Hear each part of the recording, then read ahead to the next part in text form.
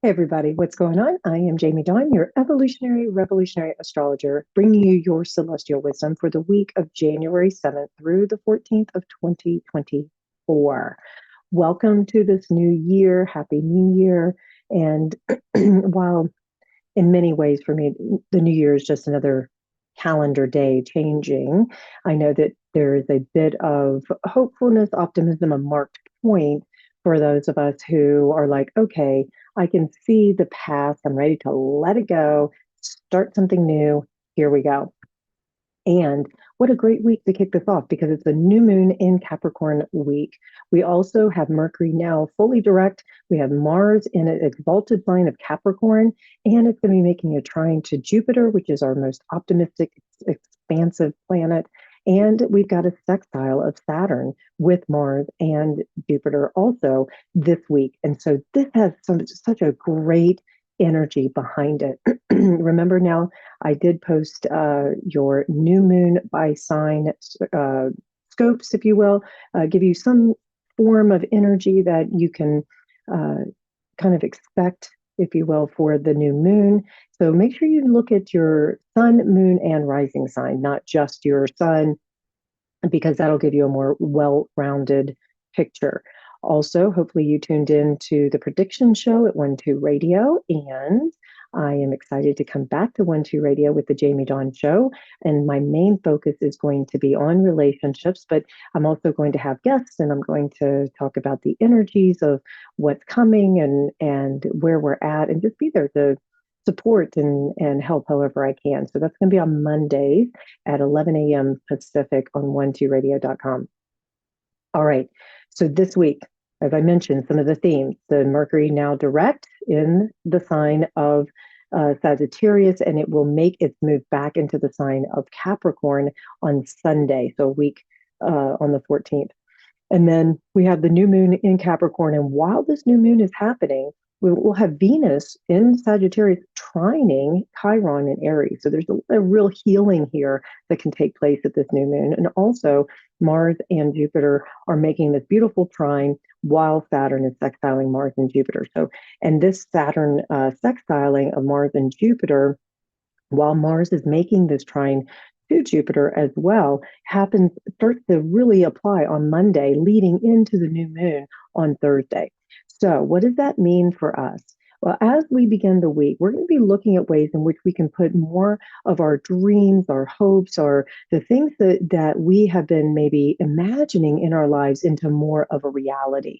And when we have the energy of Mars exalted in the sign of Capricorn, where it likes to work hard, it's going to roll up its sleeves, it's going to burn the midnight oil, and it is ready to do whatever it takes to make these dreams a reality. Now, it is also where, with Jupiter involved, we could overinflate some of these dreams. We may even find ourselves being excessively obsessed with Mars and Saturn here, of trying to accomplish things and get things done. So do watch out for that because that can lead to burnout. And when we've got the energy of Mars, this driver, if you will, and it wants to make it creates. Let me talk about it this way: the sextile creates opportunities. The opportunities are going to be what we make of it, and we may stop at nothing to make sure that these opportunities happen. Now, it's a great time for conversations when it comes to if you're looking for a promotion, sit down with your manager and say, hey, here's my career path. What do I need to do in order to get to that next level? Getting a mentor involved, maybe helping you that way. This is also a great time to sit down and look at your budget, look at the things that maybe have been a little restrictive for you that you want to be disciplined about in order to achieve the long-term goals. I'm not a big New Year's resolution person, but if you are and you're looking ahead at the year and you're planning and you're saying, okay, here are some goals that I have for myself, great energy for that to take place too. And also, this is a good time to find support. When we have the trine and sextile, these are very optimistic, positive aspects in the sign, in the divination of astrology. And what we want to do is we want to capitalize on these energies. So have the important conversations, get the help, get the support, get the accountability. And also, this is a great time to step out of our comfort zone as well, because remember, Uranus is in our action planet of sudden changes, beating the status quo, that sort of thing. So this is a good time for us to look at where our comfort zones have been too comfortable and that we may need to stimulate a little growth here. And we have the support of Jupiter in the sign of Taurus as well that can say, hey, you know what? I want more stability. I want more security in my life. I want to manifest something concrete and tangible. And with Mars and Capricorn, who also embodies that earthy energy, it's a wonderful combination of saying no more talk, time to start doing, right? And I think also there's going to be a little sobering moment here or there in the next few days of like, what is reality, right? Saturn and Pisces can be a little nebulous at times, because Saturn likes the rules, the structure, and the boundaries, whereas Pisces is ruled by Neptune, which is nebulous. It doesn't have boundaries. It just is sort of all out there. So when you put these combinations together, if they work together in harmony, then there's this beautiful blend of heaven and earth. There's this beautiful blend of imagination coming down and becoming reality. But if they're working against each other, then we may have very lofty dreams and no structure to put them in place. So utilize this week for planning, for putting structure in our lives, for having important conversations. This applies also even to relationships where maybe you're wanting more out of a relationship than you have right now. This is a great time to sit down and have the conversation with your beloved, with that person of interest, and say, where are we going in our future? What are our goals? Are we on the same page? Do we see a future together? And if so, what are the next steps in order to manifest that? You know? If you're single and you're looking for love, this new moon has your energy written all over it. With this new moon in Capricorn, Venus trining Chiron, Mars still trining Jupiter.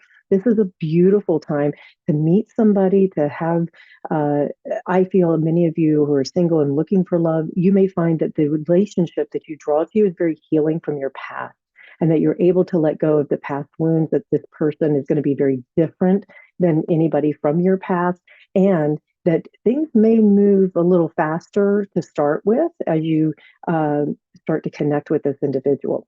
So the other piece of it is that we have Mercury now moving back into the sign of Capricorn where it had retrograded in December.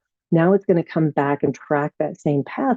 So if there's been conversations or decisions that you've held off making because of Mercury retrograde or just wasn't the right time, the holidays, that sort of thing, now's the time that the new moon or moving into Sunday and into the following week, that you start to have those bigger conversations, more serious conversations. We get very methodical when Mercury is in the sign of Capricorn. So we're take our time, but we're going to make sure that it has some practicality to it. We're going to take whatever information we receive and we're going to take it seriously. But as I like to say, take your practice seriously, not yourself.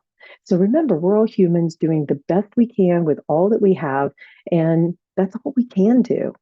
Let's not ask too much of each other in these new energies that we're on, because another big movement is going to be happening in about 2 weeks' time when Pluto ingresses into Aquarius, and it will stay in Aquarius. It will retrograde back into the very last degree of Capricorn in September, November, October time. But other than that, this is about the end of Pluto in Capricorn. So we're going to have this new energy of Pluto in Aquarius for the next 19 years. So that's a big marker as well. I'll talk more about that on another video when we get closer to it.